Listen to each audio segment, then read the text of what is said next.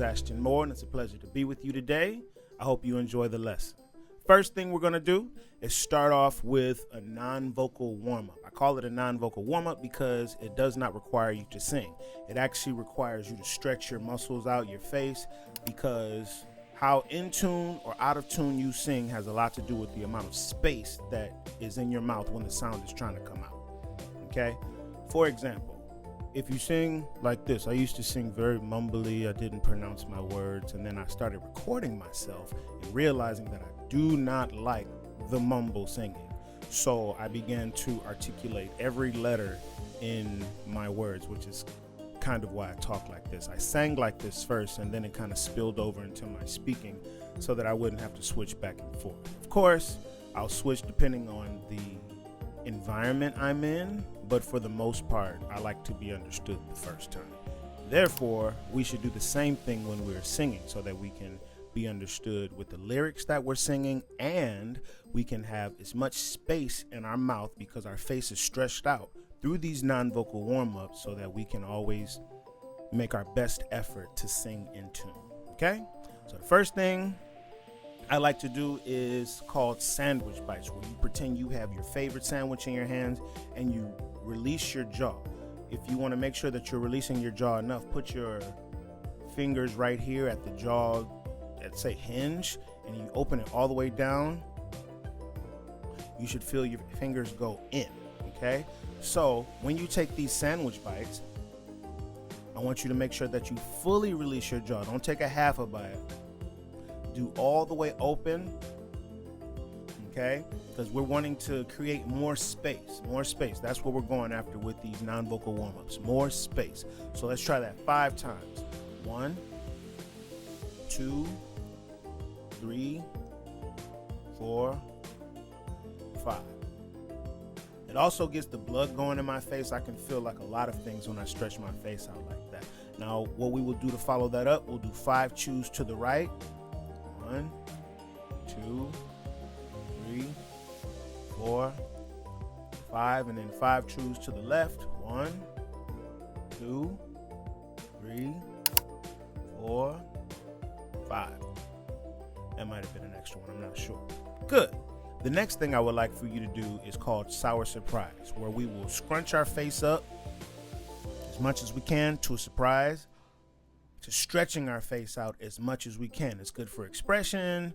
It's just good for creating space and just to be really in tune with what shape and what your face is doing, because you can't see it. You only see it afterward when someone shows you the video or something like that. And then you're like, oh, is that what my face looked like? Oh, my mouth wasn't open very much, or oh, I look kind of stiff. You know, sometimes it's some people's vibe, but otherwise, make sure when you do things, you do it on purpose and not by default or happenstance of not creating a good singing habit. So let's do sour, surprise. 1, sour, surprise. 2, sour, surprise. 3, sour, surprise. 4, sour, surprise. 5. Good. That's also a jaw releasing exercise, just like the chews and the bites. Okay? Last thing I would like for you to do is say nice things to yourself. I don't know what your inner thoughts are like, but I try to control mine by saying nice things to myself, like I am a good singer. And you are a good singer. So please repeat after me. I am a good singer. I like to sing. Every day, in every way, I am getting better. This next mantra is something that I like for my students to say before we began our lessons, because it holds each of us accountable. And it goes like this. I am a good singer, and I like what I do. I enjoy singing when I'm singing for you. With practice every day, then can I say that it's true, that I am a good singer and I like what I do. Good. So when I say that, please repeat after me. Even if you don't believe it, talk to your brain. It's listening.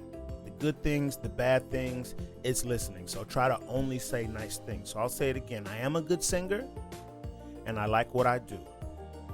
I enjoy singing when I'm singing for you. With practice every day, then can I say that it's true, that I am a good singer and I like what I do. Thank you.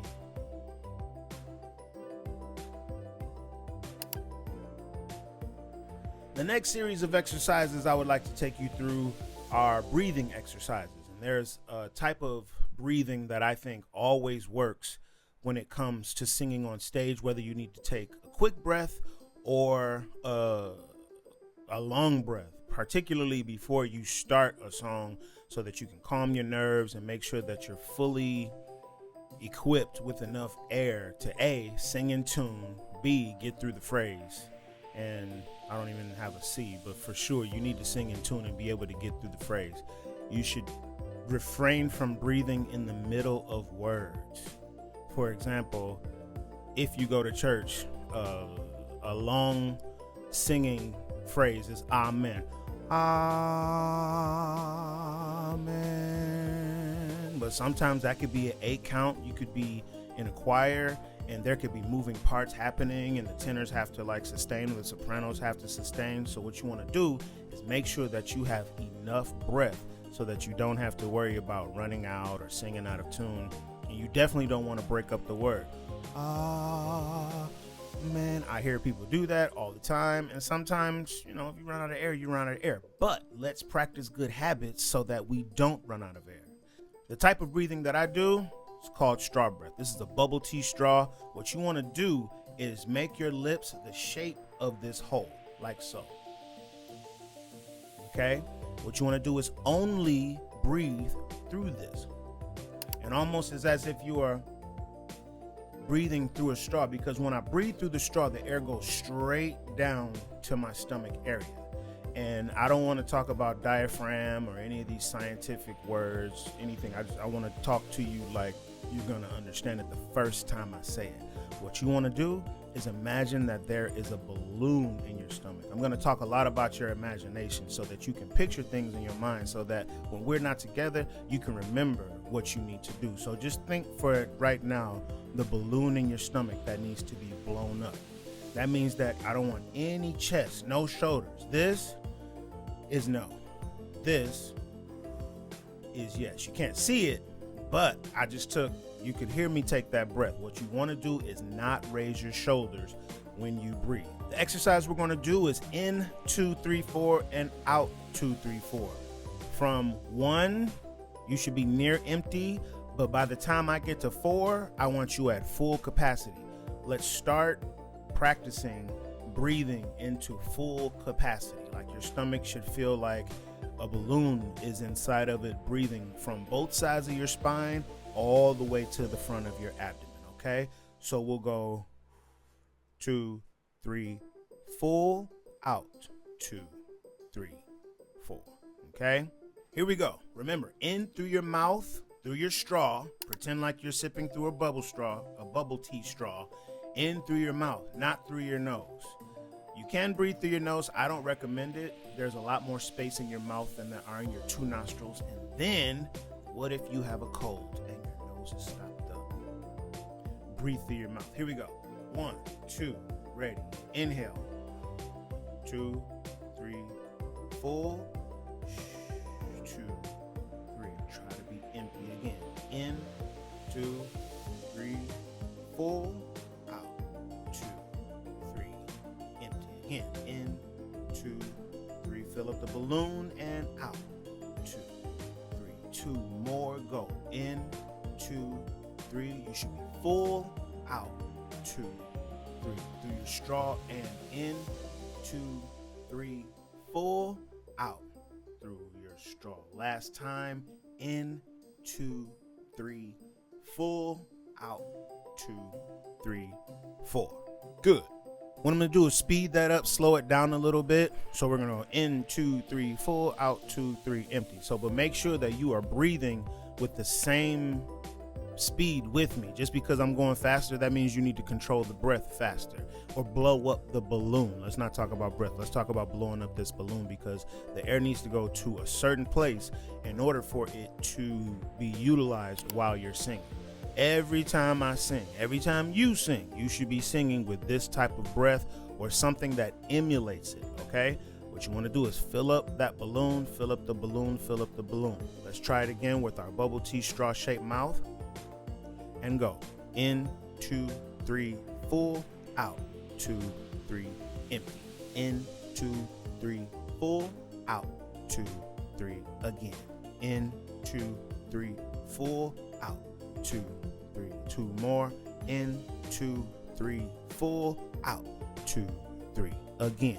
In, 2, 3, full, out, 2, 3, empty. Slow it down now. In, 2, 3, full, slower, out, 2, 3, you should be empty.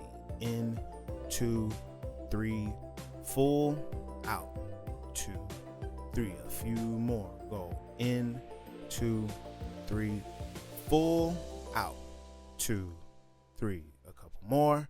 In, 2, full balloon, out, 2, 3, last one. In, 2, 3, full, out, 2, 3, relax. Okay, so moving forward, make sure that you practice that even when you're not doing a singing lesson. You can do this in your car, walking down the street, talking in a conversation, sitting in your classroom, whatever, sitting at your desk at work. You can do this every time, and it's a habit that needs to be formed so that you don't even have to think about filling up the balloon anymore. I can remember the day that I learned how to breathe like this in choir.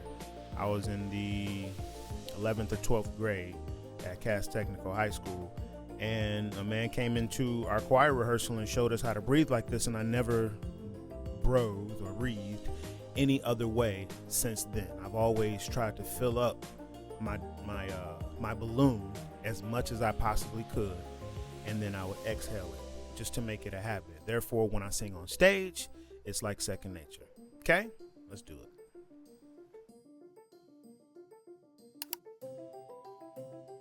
So when we do this humming exercise, I want you to pretend that you have a golf ball in your mouth, inside of your mouth, and you have to close your lips over it so that you're making a sound such like this. And the reason we're doing that is because I want you to feel the vibration in your face, right here. When we sing through our faces. When we speak through our faces. We don't understand it, or rather we aren't aware of it, but we do. The reason why you sound like you and I sound like me is because I'm speaking through my face involuntarily. It's just how I sound. That's how you sound. And it's okay. That's why all of our singing voices are distinct. So, humming, I want you to go. We're going to hum on a 5-tone scale. Ladies, you start an octave up. We'll be ascending and descending. If it gets too high for you, stop. And then come back in when you can. The thing I want you to focus on is that straw breath we just did. Make sure that you are full every time before you start singing. So when you observe me doing this warm-up, I want you to also, for yourself, make sure that you have a full tank of air every time you start a new key. For example,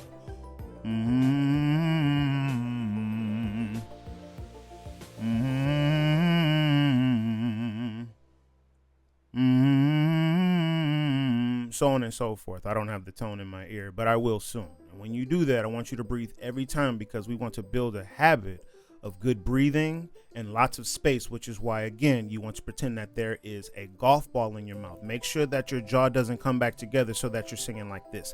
Like I'm completely flat in my mouth. I want resonance inside.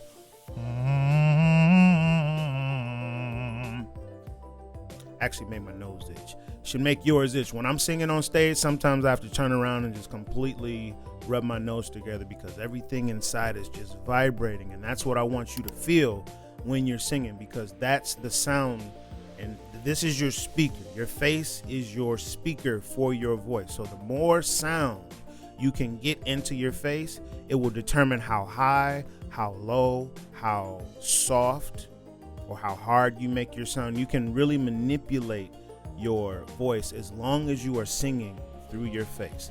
Let's try. As we go through the warm-up, I want you to listen to the first example first and then come in when you're ready with the full tank of air or full balloon in your abdominal area. And then I want you to come in and sing. If it gets too high, lay out. When you can come back in, but make sure that you have that golf ball in your mouth shape with your lips shut, creating lots of resonance in your face, and sing the best you can along with me, okay? Here we go.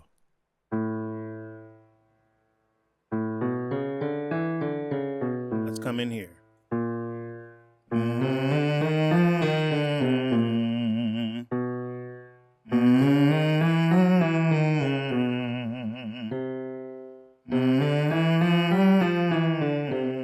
Take a breath.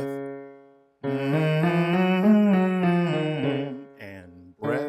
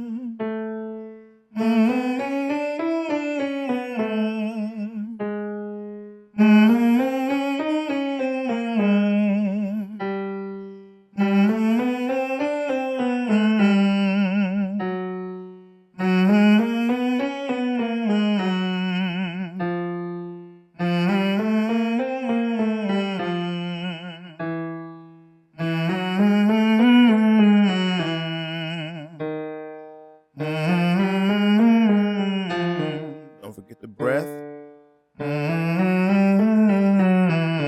And breath.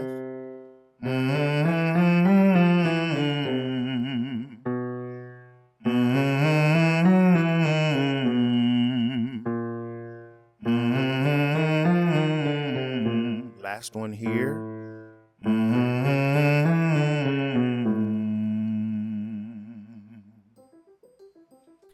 So the things I want you to remember from this very short lesson is to A, say very nice things to yourself. Your mind can hear you and it will listen and yield the results that you ask of it. Okay, if you say I am a good singer and I like what I do, I enjoy singing when I'm singing for you with practice every day, then can I say that it is true that I am a good singer and I like what I do. The reason it's important to say nice things to yourself is just for better self-esteem. Just be nice to yourself. A lot of us are hard on ourselves, especially about our talent, and it takes a lot of confidence to sing on stage in front of people and not be embarrassed.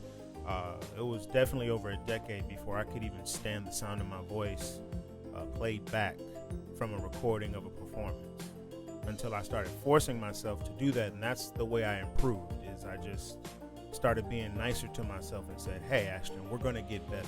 And that's all that there is to. No matter what that sounded like, the next time it's going to be better. Okay? So that's why it's always important to say nice things to yourself. Second thing I want you to take away is this concept of breathing, where you have to fill up the balloon in your stomach. I want you to make sure that you are filling it up all the way to capacity so that you feel it on both sides of your spine and your back, all the way around to the front of your abdomen. Okay? That's going to be your power. That's like the gas in the car for your voice. That's the gas in your voice. However loud you'll be able to sing will depend a lot on how much air you have to push and push is not the right word, to project. That's the word, to project your voice. Okay, we'll get into how to project in later lessons. Too much to do in just one. Okay, but make sure that you have the habit. You don't have to breathe with your shoulder. You don't have to do the bankhead bounce anymore. You can breathe down to your abdomen, filling up your balloon fully. Do that while you're at work, do it while you're walking, during your workout, whatever it is that you do. Make sure that you are breathing fully into your balloon and exhaling from that same balloon, not from your shoulders, but from your midsection now, okay? Your voice is from the top of your head to the bottom of your abdomen, and the breathing part has everything to do with the abdominal part. Abdomen, anyone who doesn't know what that is, your stomach area, your stomach muscle area, okay? The last thing I want you to do is remember to sing through your face. Our voice is the way that it is because of how it sounds in our face. Our bone structure, the shape of our skull, the shape of our body. A tall person sounds different from a short person. A skinny person sounds different than a plus size person. Everything matters with shape and the way that we sound. You notice some people just have more powerful voices than others, or some people have much larger, deeper voices than others. You know, just look at the stature of the person and everything that's reverberating around them from head to toe. And that's kind of the reason why they sound the way that they do. Okay?